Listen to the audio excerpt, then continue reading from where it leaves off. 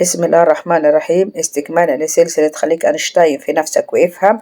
النهاردة هنعرف ازاي نصيغ التعريف من القانون. القانون ده عامل زي مفتاح بيتي، بمفتاح بيتي بقدر أدخل كل أوض بيتي. كمان القانون كده أقدر أصيغ منه التعريف، أعرف الوحدات، أحل بيه، أعرف العلاقات بين الكميات الفيزيائية الموجودة فيه. هناخد مثال عندي شدة التيار.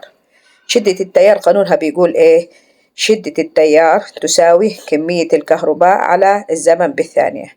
لما أجي أعرف من القانون هنا هقول إيه؟ كمية الكهرباء المتدفقة عبر موصل خلال وحدة الزمن.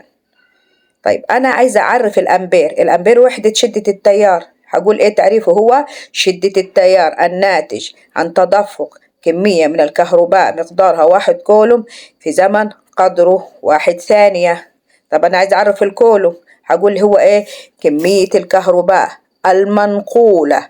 خلاص، كمية الكهرباء المنقولة بتيار شدته 1 أمبير خلال زمن قدره 1 ثانية.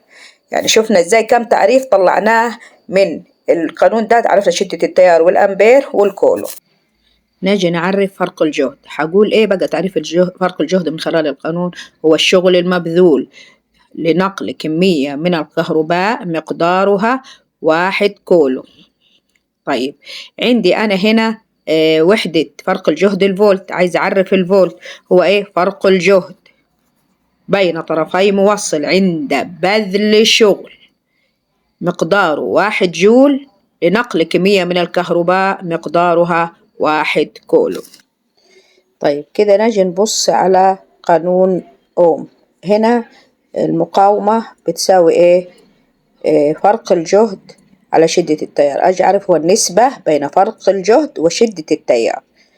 طيب هنا هنشوف تعريف الوحدات. الأوم هنا وحدة المقاومة. هاجي أعرف أقول إيه؟ هو مقاومة موصل يمر به تيار فرق الجهد بين طرفيه 1 فولت وتيار شدته 1 أمبير. طيب نجي بعد كده الفولت والأمبير عرفناهم حسب القانون اللي فات، ممكن أعرفهم بالقانون ده. همسك أول حاجة تعريف مين؟ عندي تعريف الفولت. هو إيه؟ فرق الجهد بين طرفي موصل مقاومته 1 أوم ويمر به تيار شدته 1 أمبير. طيب أجي أعرف بقى هنا الأمبير زي ما خلاص عرفناه القانون اللي فات. هعرفه ده هو إيه؟ شدة التيار المار في موصل مقاومة 1 أوم ويكون فرق الجهد بين طرفيه 1 فولت. دي أسهل طريقة أقدر أعتمدها عشان أوفر على نفس الحفظ. أحط القانون ومن القانون أستنبط التعريف. يا ريت دي الطريقة تعتمدوها، هتسهل عليكم كتير في المذاكرة. أرجو تكون الصورة وضحت. شكرا لكم، وصلى اللهم على نبينا محمد وعلى آله وصحبه وسلم.